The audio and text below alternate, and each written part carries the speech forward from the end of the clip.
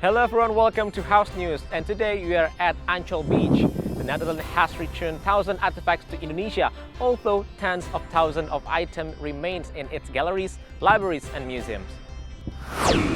The House is committed to promote, develop and enhance friendly relations with parliaments of other countries at bilateral and multilateral levels.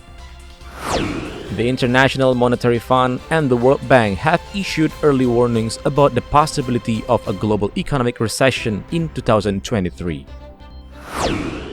Indonesian president has acknowledged gross human rights violations in Indonesia's history and vowed to prevent any repeat.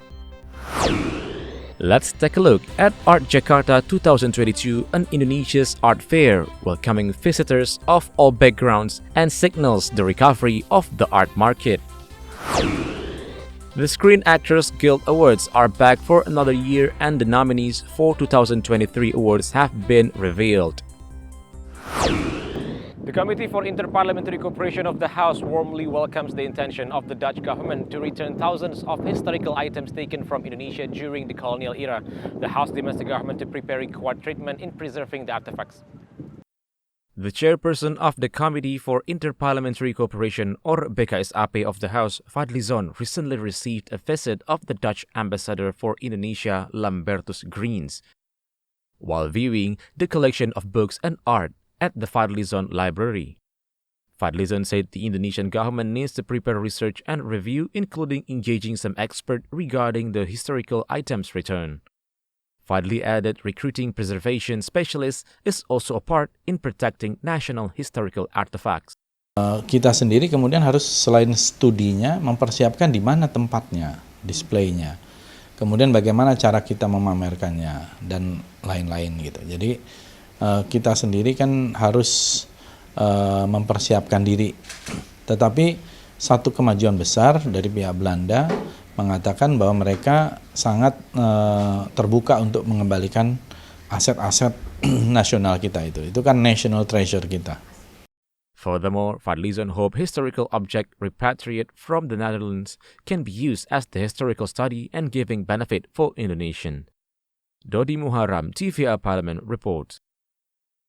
The Committee for Inter-Parliamentary Cooperation of the House supports the reinforcement of maritime and peace diplomacy as 2023 diplomacy priorities. Moreover, the House motivates the more Parliament engagement in Bali Democracy Forum. The Committee for Inter-Parliamentary Cooperation, or BKSAP of the House, together with the Ministry of Foreign Affairs, held a meeting to discuss the results of Indonesian diplomacy throughout 2022. The meeting also set projection for Indonesian diplomacy in 2023. Chairperson of BKSAP of the House, Fadlizon, highlighted the priorities in diplomatic sector, focusing in diplomacy in 2023 by assuming ASEAN chairmanship. Those priorities are in line with the vision and mission of the Indonesian Parliament. Kami sepakat dengan apa yang disampaikan oleh Ibu Menteri Luar Negeri dalam pernyataan pers tahunan 2023 bahwa topik-topik seputar penguatan diplomasi kelautan, diplomasi perlindungan, memajukan kerjasama ekonomi melalui ekonomi hijau, dan diplomasi perdamaian dan kemanusiaan akan menjadi prioritas utama diplomasi Indonesia di tahun 2023. Selain tentunya fokus kita sebagai Ketua ASEAN pada tahun ini. Dalam hal ini, DPR RI mengapresiasi mendukung penuh prioritas tersebut karena sejalan dengan visi diplomasi parlemen yang diusung oleh DPR RI. Furthermore, Fadlizon also emphasized the contribution of parliaments in Bali Democracy Forum, particularly in the issue of the Natuna Sea.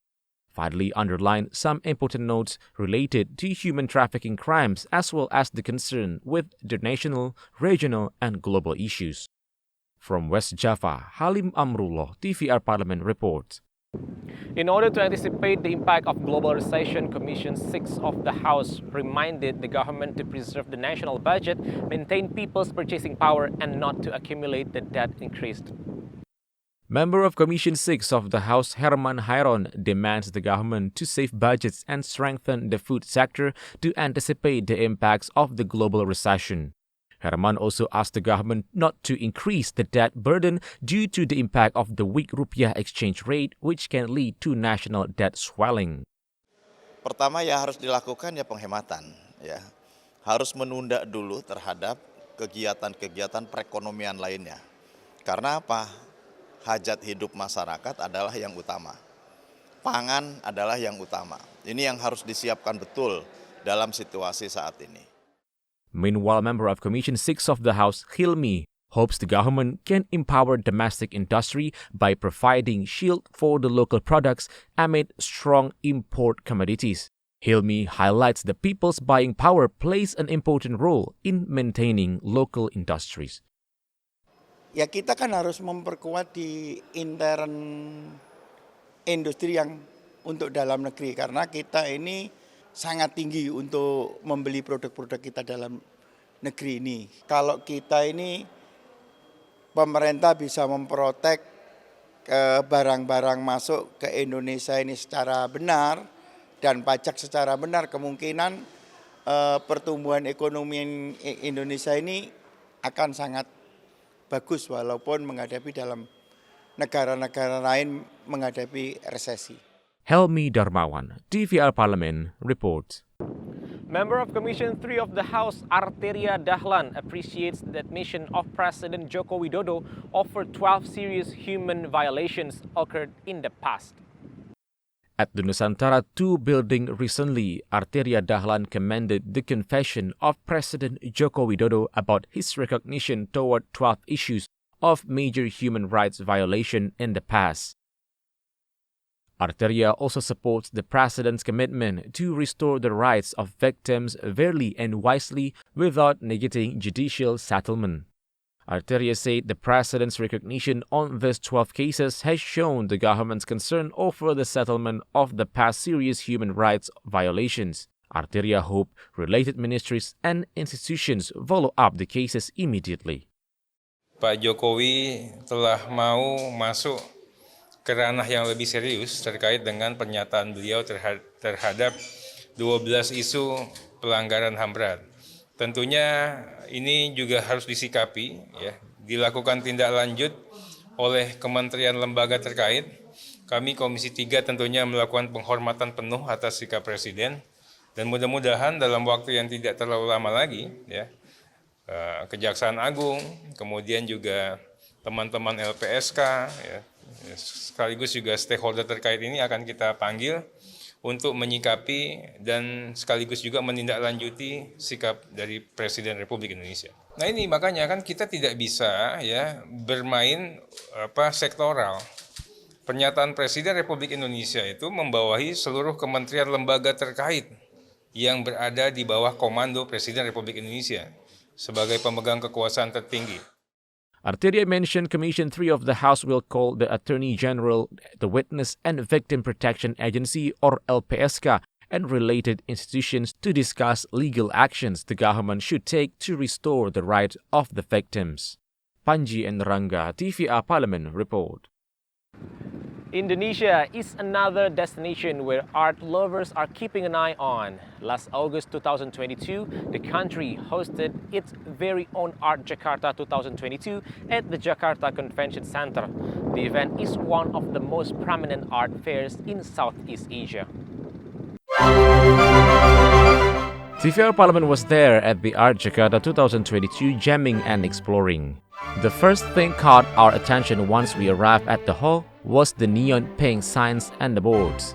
Pink was chosen as this year's theme color symbolizes celebration after the pandemic has finally been resolved. It is somewhat of an implication that Art Jakarta is officially back. The hall welcomed visitors of all backgrounds and purposes, while the fair is a commercial art focusing on pairing up collectors to artists or galleries. The crowd wasn't made up of wealthy art patrons and buyers, but also members of the general public and students. Art Jakarta is an art exhibition mainly for the Southeast Asia. It is held to incite all the stakeholders to involve in contemporary art. Despite being delayed for 3 years due to COVID-19, the return of Art Jakarta was a great success. The energy of the next Art Jakarta will be even more hype considering how the world is on its way to a full recovery from the pandemic. The Screen Actors Guild Award, or SAG Award, is back with a bang to reward the year's best performance in movies and television. Emily in Paris star Ashley Park and Haley Lou Richardson from HBO's hit series with The White Lotus revealed the nominees, which stream on Instagram Live. As quoted from CNN, since it first started in 1952, the Screen Actors Guild Award was created to recognize outstanding performance in movies and primetime television. Since then, they have added various categories, but all awards are voted and given by the Screen Actors Guild American Federation of Television and Radio Artists.